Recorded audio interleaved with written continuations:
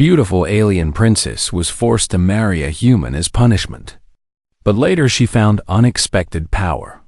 The Great Hall of the Galactic High Court stretched for nearly a kilometer, and its crystalline walls reflected the light of 3 captured stars that hung in containment fields above the gathered crowd. Princess Uranel Sovereign stood in the center of the judgment circle, her wrists bound by energy chains that hummed with quiet menace. And she refused to lower her violet eyes, even as thousands of aliens stared down at her from the viewing platforms. Her silver hair fell past her shoulders in waves, and the bioluminescent markings on her skin had dimmed to almost nothing, a sign of deep shame among her people. She was beautiful beyond measure, even now, even in chains, and the gathered nobles whispered about what a waste it was to see such perfection brought so low. Emperor Keth-Raylan Sovereign sat upon the diamond throne at the far end of the hall, and his face showed no emotion as he looked upon his youngest daughter. His skin was the same violet as hers, but his markings burned with fierce light, displaying his power and authority for all to see.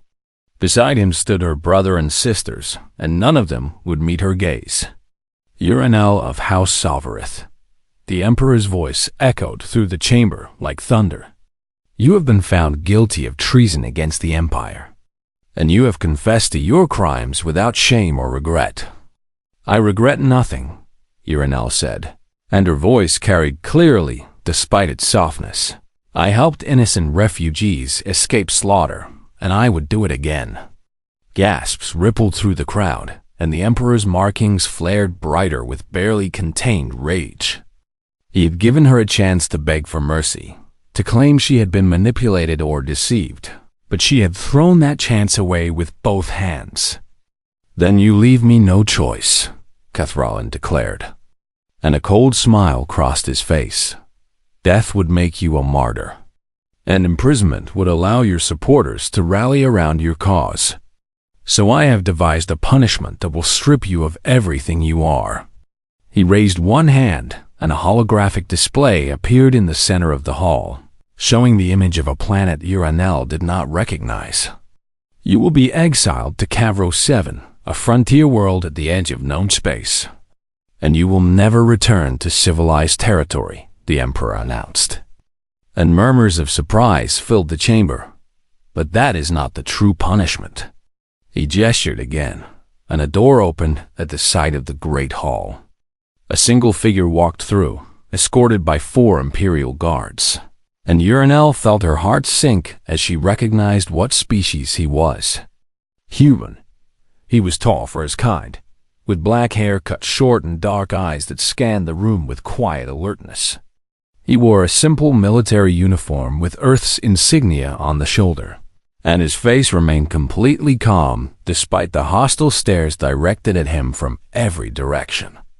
Captain Park Jun-Co of the Terran Diplomatic Corps, the Emperor said, and his voice dripped with contempt. You will marry this human, Uranel, and you will remain bonded to him for the rest of your natural life. Laughter erupted throughout the chamber, cruel and mocking, and Uranel felt heat rise to her face as she understood the full depth of her humiliation. Humans were considered one of the weakest species in the galaxy. Short-lived, fragile, and utterly insignificant in galactic politics. To be married to one was a disgrace beyond measure. A fitting end for a traitor, her eldest sister called out, and more laughter followed.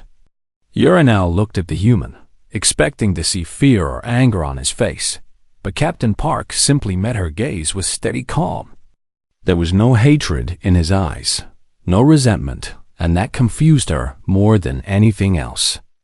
The ceremony was brief and cold, conducted by a junior priest who could barely hide his amusement, and within an hour Uranel found herself aboard a small transport ship heading toward the outer rim. Her new husband sat across from her in the passenger compartment, and she refused to acknowledge his presence. Hours passed in silence, and still she would not look at him. I know you didn't choose this, Captain Park finally said, and his voice was gentle despite everything. Neither did I. But I want you to know that I will treat you with respect, and I will not force anything upon you that you do not wish." Urinel said nothing, keeping her eyes fixed on the viewport and the stars streaming past. "Your father selected me specifically because I have no political power," he continued, and there was no bitterness in his tone. "I am nobody important, just a junior officer assigned to diplomatic duty because I speak several alien languages." And he believed that marrying someone so insignificant would maximize your shame. Still, she remained silent, though his words stirred something in her chest that she did not want to examine. "I understand if you hate me," Captain Park said, and he leaned back in his seat with a small sigh. "I would probably feel the same way in your position. But I promise you this, I will do everything in my power to keep you safe, and I will never give you reason to fear me." The transport shuddered as it entered the atmosphere of Cavro 7, and through the viewport Urinel could see a world of dark forests and jagged mountains beneath a perpetually stormy sky.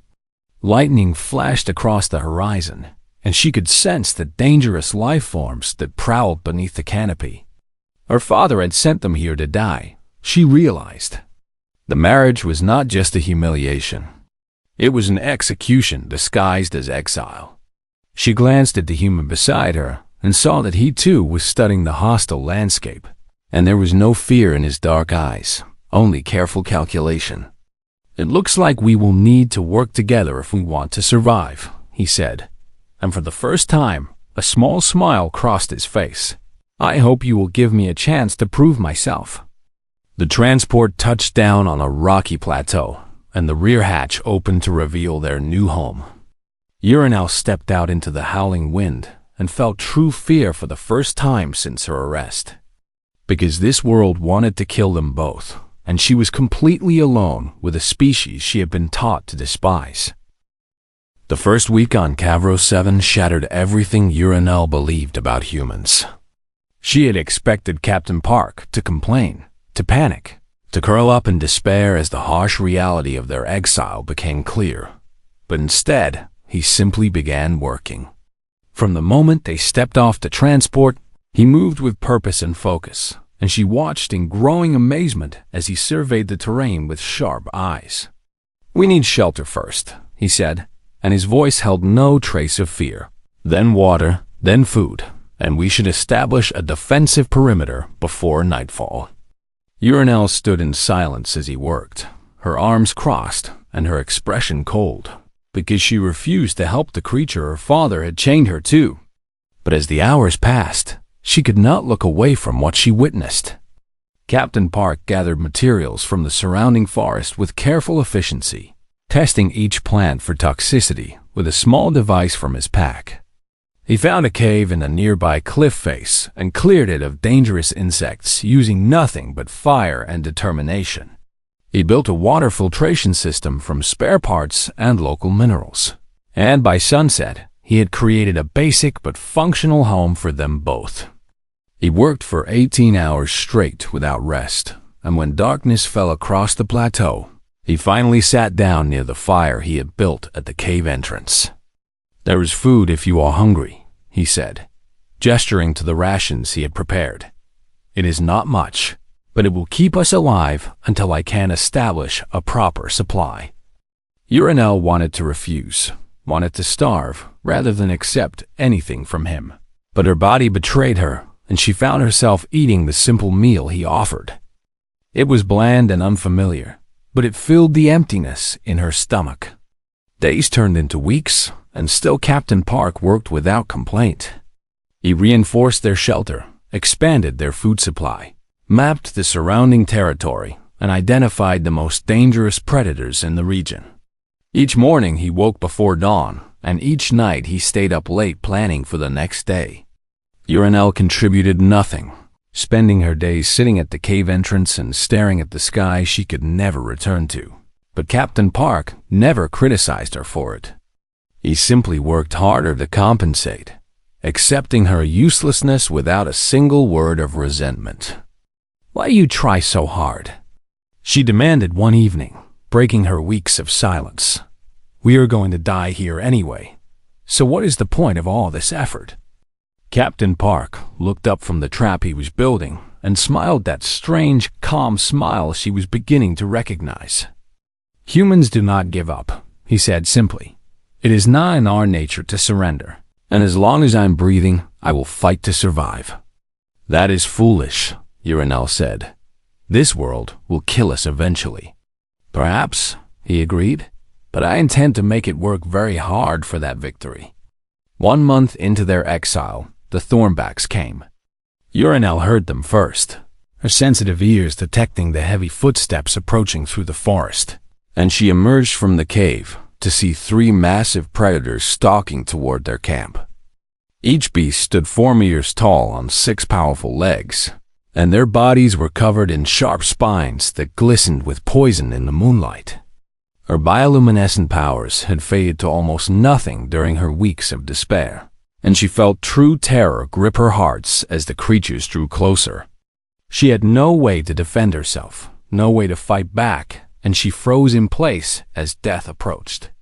Captain Park appeared beside her with a spear he had crafted from wood and metal scraps, and his dark eyes burned with fierce determination.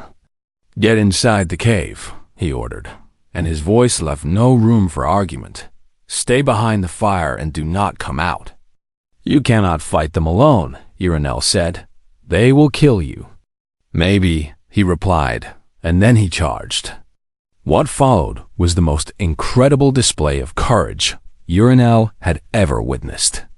Captain Park moved with speed and precision that seemed impossible for his supposedly weak species, dodging the slashing claws and striking at vulnerable spots with his primitive weapon. The Thornbacks were faster and stronger, but he was smarter, using the terrain to his advantage and separating the beasts so they could not attack together. He took terrible wounds during the battle. Deep gashes across his chest and arms that poured blood onto the rocky ground, but he did not stop.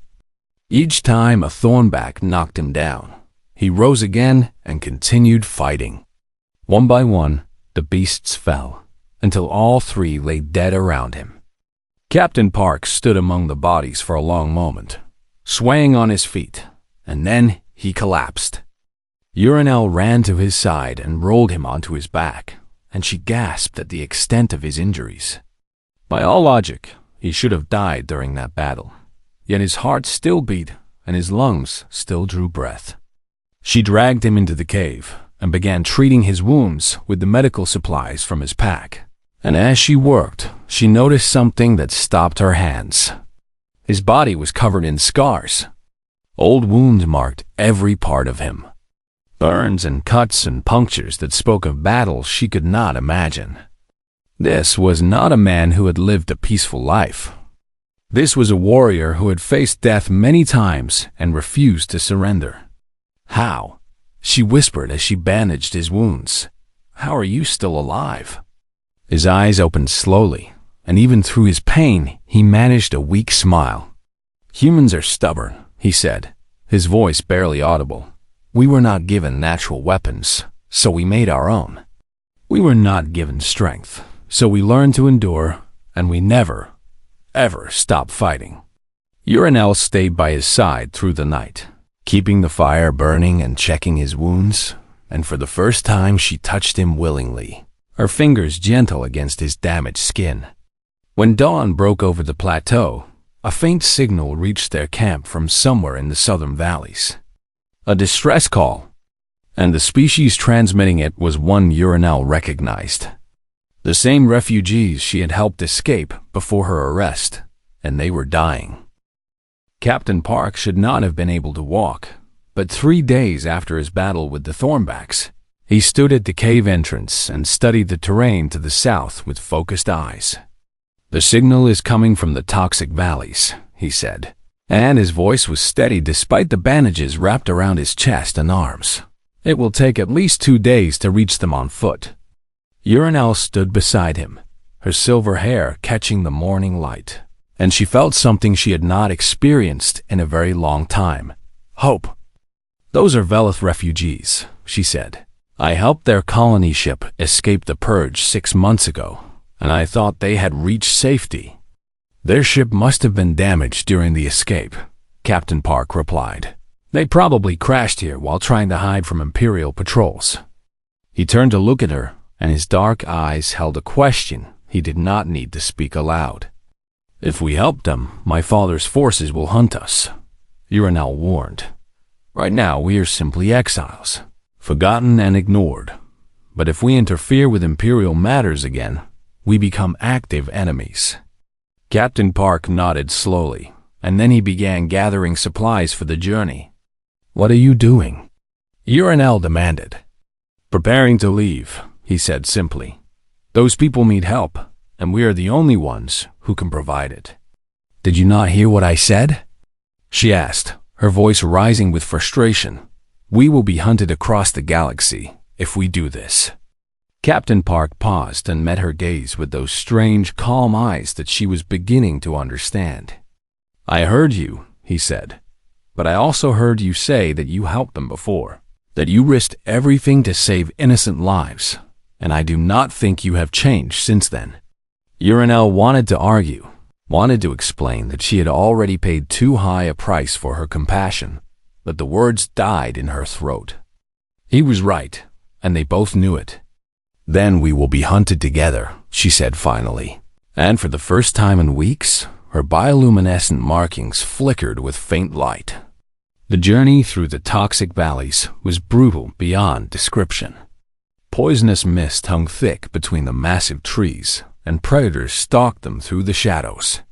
Captain Park led the way with his weapons ready, and Urinel followed close behind, her fading powers barely enough to sense danger before it struck. They found the crashed ship on the evening of the second day, and the sight broke Urinel's hearts.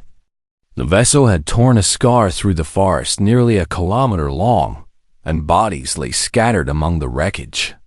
Most of the Velith refugees had died in the crash, but a handful of survivors huddled inside the broken hull, and among them were children. Captain Park did not hesitate. He moved through the wreckage, treating wounds and distributing supplies and speaking words of comfort in a language Urinel did not know he could speak. The refugees stared at him with fear at first, because humans were unknown to their kind, but his gentle hands and kind voice soon calmed their terror. We need to move them back to our camp, he said, and already he was calculating the logistics. The injured will slow us down, but we cannot leave anyone behind. The return journey took 4 days instead of 2, and Captain Park carried wounded children on his back for most of it. His own injuries reopened and bled through his bandages, but he never complained, never slowed, never stopped. Urinel watched him with growing wonder, because she had never seen anyone sacrifice so much for strangers. Her people valued strength and power above all else, and compassion was considered weakness, but this human showed her something different. They were halfway back to the camp when the Imperial scouts found them. 5 soldiers in gleaming armor descended from the sky on gravity platforms, and at their head was a face Urinel recognized with cold dread. Lord Varric Savareth, her cousin, landed before them with his plasma rifle raised. Princess Urinel, he said, and his voice dripped with false sympathy. What a tragic sight this is. The jewel of House Savareth reduced to wandering the wilderness with refugees and a human pet. Leave us alone, Varric, Urinel said, and she stepped forward to shield the survivors behind her. We have done nothing to threaten the Empire. You have violated the terms of your exile by aiding enemies of the throne, Varric replied. But the Emperor is merciful, and he has authorized me to offer you a choice. He gestured toward Captain Park with contempt. Abandon the human and the refugees, and you may return home with your honor restored. The Emperor will forgive your crimes, and you will be welcomed back into the family. For a moment, Urinel's heart wavered. She thought of her home, her sisters, the life she had lost, and the temptation to accept was almost overwhelming. Then she looked at Captain Park. He stood between the soldiers and the refugee children, exhausted and bleeding and barely able to stand, but his eyes held no fear. He was ready to die protecting people who meant nothing to him, and he expected nothing in return. "He is my husband," Uranel said, and the words came from somewhere deep inside her soul. "And I stand with him." Varek's face twisted with rage, and he raised his weapon. What happened next was too fast for most eyes to follow. Captain Park moved like lightning, using the terrain and the refugees' position to create chaos among the Imperial formation. He could not match their technology, but he knew things they did not. Where the ground was soft, where the trees would fall, where the toxic pools waited to swallow the unwary. Within minutes, 3 scouts were dead, and the other 2 were fleeing into the sky. Varek alone remained, pinned beneath a fallen tree with terror in his eyes. Captain Park stood over him with a captured rifle, and his finger rested on the trigger. "Wait," Uranel said, and she placed her hand on his arm. "Let him go." "He will tell your father," Captain Park said. "He will bring the fleet." "I know," Uranel replied, "but we are not murderers, and I will not become like them." Captain Park held her gaze for a long moment, and then he lowered the weapon. Varek scrambled free and fled into the forest, already transmitting a message to the stars above. "She has chosen the human." His voice echoed through the trees. "Send the fleet." 3 weeks passed in the hidden caves beneath the northern mountains, and Uranel found herself changing in ways she could not explain. The refugee camp had grown into a small community, with nearly 40 Velith survivors now calling the cave system home. Captain Park had organized everything with quiet efficiency, establishing water supplies and food production and defensive positions throughout the underground network. The refugees who had once feared him now looked to him for guidance, and even the children followed him around with wonder in their large eyes. Uranel watched him work each day, and each night she found herself seeking his company when the work was done. "Tell me about Earth," she said one evening as they sat by the fire at the cave entrance. "Tell me about your home." Captain Park smiled and leaned back against the stone wall, his dark eyes reflecting the dancing flames. "Earth is a harsh world," he began. "The gravity is heavy, the weather is unpredictable, the predators are numerous, and everything seems designed to kill anything that dares to live there." "That sounds terrible," Uranel said. "It is also beautiful beyond words," he continued. "We have blue oceans that stretch to the horizon, green forests that sing with life, mountains that touch the clouds, and skies that change color as the sun moves across them." He spoke of his childhood in a city called Seoul, of his parents who had worked hard to give him opportunities, of his sister who still waited for him to come home. He spoke of the academy where he learned to fight, of the friends he had made and lost, of the battles he had survived through luck and stubbornness. "Why did you accept this marriage?" Uranel asked, the question she had wanted to ask for weeks finally escaping her lips. "You could have refused and returned to your life." Captain Park was silent for a long moment, and when he spoke his voice was soft. "Someone had to," he said. "When the Emperor made his demand, Earth's leaders wanted to refuse, but I knew that would only bring war upon my people, so I volunteered." "You sacrificed yourself for them," Uranel said. "I thought maybe I could make this less painful for you," he replied, and his eyes met hers with gentle honesty. "I knew you did not deserve this punishment, and I hoped that if I treated you with kindness, the burden might be lighter." Something shifted in Uranel's chest, a warmth spreading through her that she had never felt before. Her bioluminescent markings began to glow without her conscious effort, and she felt power surging through her veins. "What is happening to me?" she gasped, looking down at her arms in amazement. The light was brighter than anything she had ever produced, and it pulsed with a rhythm that matched her heartbeat. Elder Vethan, the oldest of the Velith refugees, approached with wonder on his weathered face. "The bond," he whispered, and his voice trembled with awe. "I never thought I would live to see it." "What are you talking about?" Urinel demanded. The elder knelt before her with reverence, and his next words changed everything. Long ago, before your ancestors built their empire, the Sovereign people possessed a power far greater than any weapon, he explained.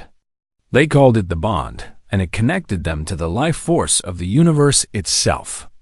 I have never heard of such a thing, Urinel said. Of course you have not, Elder Vethan replied. Your ancestors abandoned it generations ago, choosing cold ambition over genuine connection, and the power faded from your bloodline. He gestured toward Captain Park, who watched with quiet confusion.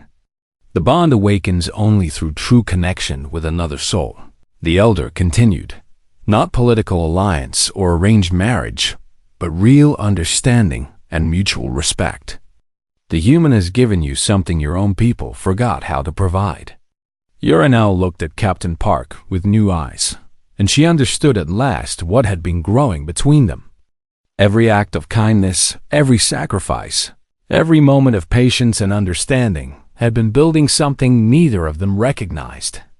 I can feel everything, she whispered, and tears rolled down her violet cheeks. The refugees, the cave, the forest above us, all of it is connected, and I can sense it all. She reached out and touched Captain Park's face, and suddenly she felt his emotions as clearly as her own. His fear for her safety, his determination to protect everyone in his care, and beneath it all a deep and growing love that he had never spoken aloud. Jun Seo, she said, using his name for the first time. I feel what you feel. He took her hand and held it gently. Then you know, he said simply. Yes, she replied. I know. The cave fell silent as the two of them looked into each other's eyes, and the refugees watched with hope burning in their hearts. For the first time since the crash, they believed they might actually survive. But their moment of peace shattered when a young scout came running from the surface. Ships! The child screamed. Imperial warships in orbit. Urinel closed her eyes and reached out with her new power, and what she sensed made her blood run cold. The Emperor's personal flagship hung above the planet, surrounded by a fleet large enough to destroy entire worlds. Her father had come to finish what he started. How many? Captain Park asked, already moving toward the weapon stores. All of them, Urinel replied, her voice steady despite her fear. He brought the entire Imperial Armada. She opened her eyes and met his gaze. My father will not stop until we are dead, and he will burn this world to ashes if necessary. Captain Park nodded slowly, and then he did something that made her heart swell with love. He smiled. Then we had better give him a fight worth remembering, he said. After all, humans do not surrender. Emperor Kethralen Sovereign descended from the sky like a god of destruction, his personal guard surrounding him in a formation of gleaming armor and terrible weapons. The plateau where Urinel and her human husband had first landed now served as the stage for their final confrontation, and the Emperor's eyes burned with fury as he surveyed the scene.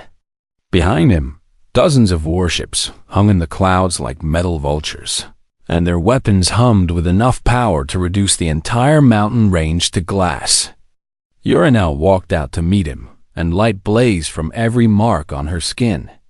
She had never felt so powerful, and she had never been so afraid, but she refused to let either emotion control her.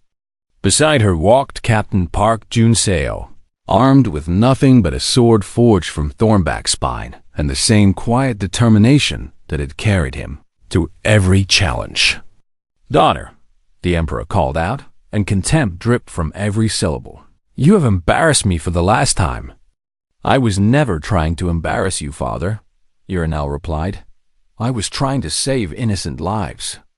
Kethralen laughed, a cold and bitter sound that echoed across the rocky ground. Innocent? He spat. There's no such thing as innocence in this galaxy. Only power and weakness, and you have chosen to stand with the weak. He turned his burning gaze to Captain Park. And you, the Emperor continued, What can one human possibly hope to accomplish against the might of an empire that spans 1,000 worlds? Captain Park met his stare without flinching. "Ask your scouts who came before you," he said. "Ask the Thornbacks I killed with my bare hands. Ask your cousin Varak who fled in terror. Humans do not give up, and we do not surrender." The Emperor raised his hand, and his guard leveled their weapons at the two figures standing before them. "Kill them both," he commanded, "and burn the refugees hiding in the caves." Plasma fire streaked toward Urinel and her husband, but she raised her hands and something incredible happened. The power of the bond flowed through her like a river of light, and a shield of pure energy materialized before them. The plasma bolts struck the barrier and scattered harmlessly into the sky, and the Imperial Guard stared in disbelief. "What is this?" Cathrallan demanded, and for the first time his voice held a note of uncertainty. "This is what our ancestors abandoned," Urinel said, and she walked forward with light streaming from her body. "This is the bond, the power of genuine connection, the strength that comes from love and sacrifice and compassion." She gestured toward Captain Park, who stood ready at her side. "You sent me here to die in shame, married to a species you considered worthless. But instead, I found what our people lost generations ago. This human taught me more about honor and courage than I ever learned in the palace." The Emperor snarled with rage and drew his personal weapon, a blade of crystallized starlight that had killed hundreds of his enemies. "Then I will finish this myself," he declared, and he charged. Urinel met his attack with the bond's power, and light clashed against light as father and daughter fought for the future of an empire. Energy exploded between them with each strike, and the ground cracked beneath their feet. But Cathrallan had spent centuries perfecting his combat skills, and even with her new power, Urinel found herself being pushed back. "You are still a child," the Emperor taunted, "and children cannot defeat their parents." He struck her with a blast that shattered her shield, and she fell to the ground with pain screaming through every nerve. The Emperor raised his blade for the killing blow, but before it could fall, something moved between them. "Captain Park!" He caught the starlight blade on his thornback sword, and the impact drove him to his knees, but he held firm. "Impossible," Cathrallan snarled. "A human cannot withstand my strength." "Watch me," Captain Park replied, and with a roar of defiance, he pushed the Emperor back. He fought like nothing the galaxy had ever seen, matching the ruler of 1,000 worlds blow for blow through nothing but skill and will. He bled from a dozen wounds, his bones cracked with each impact, and still he refused to fall. And while he fought, Urinel rose. She gathered the bond's power once more, drawing strength not just from herself, but from every living creature on the planet who wished for freedom. The refugees in the caves, the wild animals in the forests, even the plants and insects added their life force to her own, and she blazed like a star. "Father," she called out, and her voice echoed with the power of 1,000 souls. "This is over." She released the bond's energy in a wave that swept across the plateau, and every Imperial Guard collapsed unconscious to the ground. The Emperor himself stumbled back, his defenses shattered by power he could not comprehend. Above them, the refugees had activated the crashed ship's communication array, and they were broadcasting everything to every inhabited world in the galaxy. Billions watched as the princess of the Sovrith Empire stood beside her human husband, glowing with ancient power. "For too long my father's empire has crushed the innocent," Urinel declared. "For too long our people have valued conquest over compassion, but it ends now." Messages flooded in from across the galaxy as oppressed species witnessed the Emperor's defeat. On 12 worlds, uprisings began simultaneously, and Imperial forces found themselves overwhelmed by populations that had finally found hope. Cathrallan looked at the chaos spraying across his empire, and he understood that he had lost. "You will regret this," he said, but his voice held no power. "No," Uranel replied. "I was told that marrying a human was punishment, but it was my salvation." The Emperor retreated to his flagship, and the Imperial fleet withdrew from Cavro 7. And for the first time in centuries, the galaxy began to change. Months later, Uranel stood on the balcony of the first free world's Capitol building, looking out at a city celebrating its independence. Captain Park stood beside her, his hand resting on her waist, and together they watched fireworks explode across the night sky.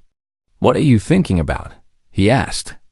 Uranel smiled and placed her hand over her stomach, where new life was growing. "I am thinking about our child," she said.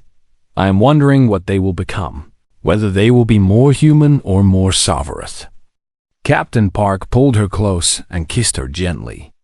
"They will be ours," he said, "and they will be strong enough to build a better galaxy."